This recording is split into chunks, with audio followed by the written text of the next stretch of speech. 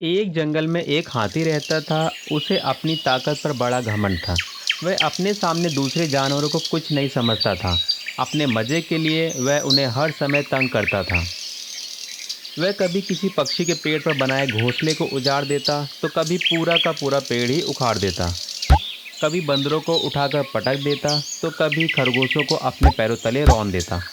सभी जानवर उससे परेशान थे, लेकिन उसकी ताकत के सामने कुछ नहीं कर पाते थे। एक दिन हाथी नदी से पानी पीकर लौट रहा था। वहीं नदी किनारे एक पेड़ के नीचे चींटियों का बिल था। आसपास ही चींटियां अपने काम में जुटी हुई थी। बरसात के पहले वे अपने बिल में भोजन इकट्ठा करने मेहनत कर रही थी।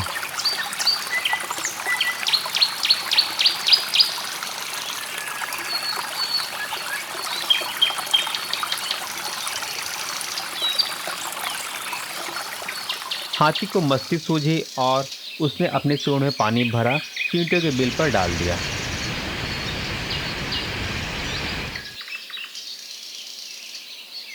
चींटियों का बिल उजड़ गया। अपना घर उजड़ जाने के बाद भी डर के कारण चींटियां हाथी से कुछ नहीं कह पा रही थी।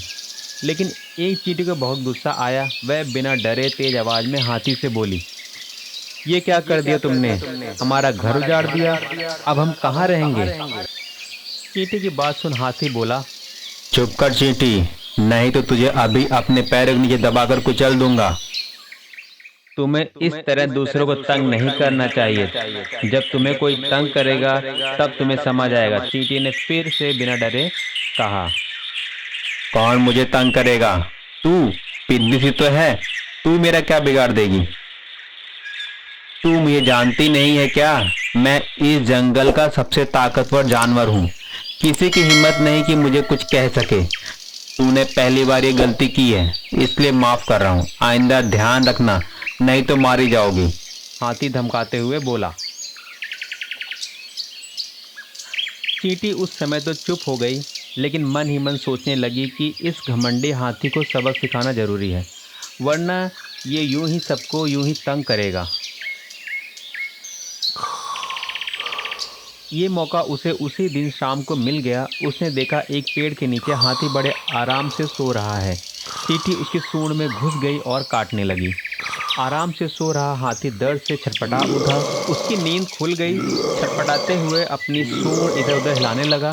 यह देख चींटी और जोर से उसे काटने लगी। हाथी से दर्द सहा नहीं जा रहा था। वह जोर जोर से रोने लगा और मदद की पुकार करने लगाने लगा, लेकिन उसकी मदद को कौन आता? उसने तो जंगल में सबको परेशान कर रखा था। चींटी उसे काटती रही और दर्द से चीखता रहा। अंत में निढाल होकर वह जमीन पर गिर पड़ा और रो रो कर कहने लगा, क्यों मुझे परेशान कर रही हो? मैंने तुम्हारा क्या बिगाड़ा है?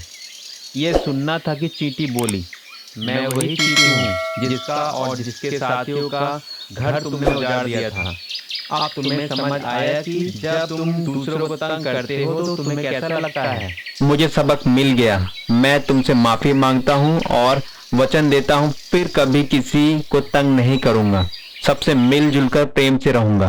कृपया मुझे काटना बंद करो और मेरी सूंड से बाहर आ जाओ। हाथी रोते हुए बोला।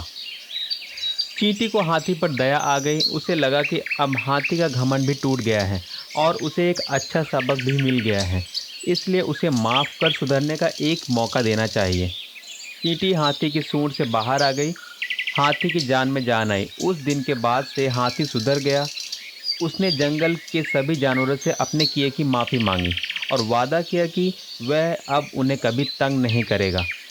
जानवरों ने उसे माफ़ कर दिया और उससे दोस्ती कर ली। हाथी भी सबका दोस्त बनकर बहुत बहुत खुश हुआ। सब जंगल में मिलजुल कर रहने लगे।